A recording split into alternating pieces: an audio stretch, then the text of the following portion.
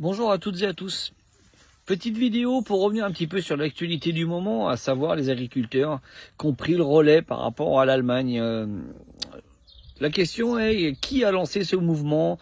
Est-ce que ça vient réellement d'un agriculteur qui a poussé un autre agriculteur à faire ça et à un moment donné à vouloir défendre un petit peu leur beefsteak? Alors bien évidemment, moi-même et la communication et le RDH soutenons ce mouvement des agriculteurs, du moment que ces agriculteurs lâchent leur syndicat.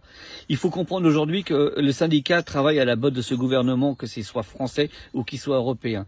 Il n'y a qu'à voir un petit peu ce qui a été fait en coulisses sur le Parlement européen par le biais des écologistes, voulant mettre encore une taxation aux agriculteurs sur les émissions de carbone, comme si qu'ils en avaient pas assez, ou alors désirent-ils mettre le feu, que ce soit en France, en Allemagne ou bien même carrément en Europe.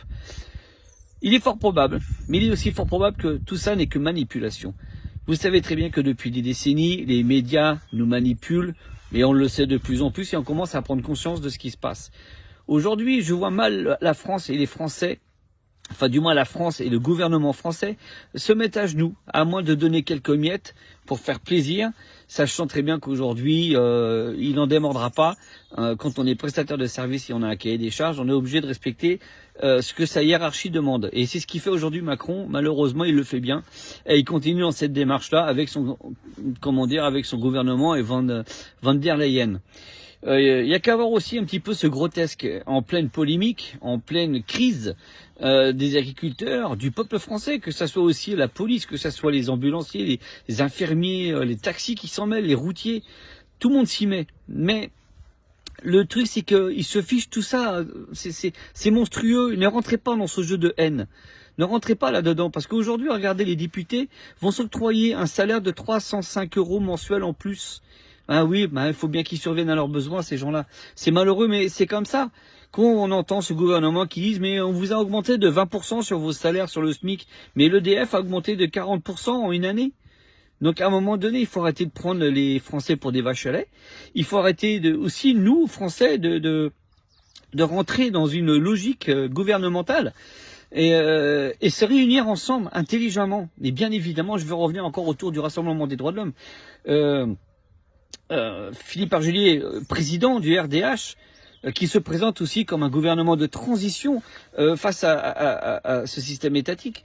Et force est de constater qu'aujourd'hui, il n'y a que cette personne-là, Philippe Argelier, qui pourra régler tout ce langage nauséabond et cette mascarade.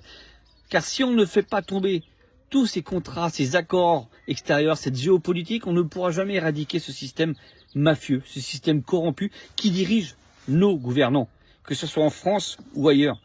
Et regardez bien Van der Leyen, elle a été élue de personne et elle impose ses lois, elles veulent faire de la France un pays fédéral. On sera un État fédéré, il est hors de question, bien évidemment. Mais on avance toujours dans la peur. Et les médias font bien leur boulot parce qu'ils font peur avec un virus X, l'OMS qui pourrait prendre machin, l'OTAN qui dit que nous sommes aux portes de la 3e guerre mondiale. Les gouvernements vous tiennent par la peur. Maintenant, il va être temps de réagir. Je vous demande sincèrement à toutes et à tous de vivre en paix. Et pour vivre en paix, si vous voulez faire vivre vos enfants, si vous voulez avoir le droit de vivre sereinement et d'avancer dans de bonnes conditions, il n'y a pas 36 solutions. Il faut mettre M. Philippe Argelier sur un plateau TV pour qu'il puisse avoir accès au siège de chef d'État. Et après, il actionnera ses banques de données avec ses collaborateurs. Et je peux vous garantir que la France fera des envieux, parce que tous les pays derrière suivront avec leur géopolitique. Parce que les Français, comme les autres, sont les mêmes personnes, on a le même sang qui coule dans nos veines, on ne veut plus subir, mais on veut vivre.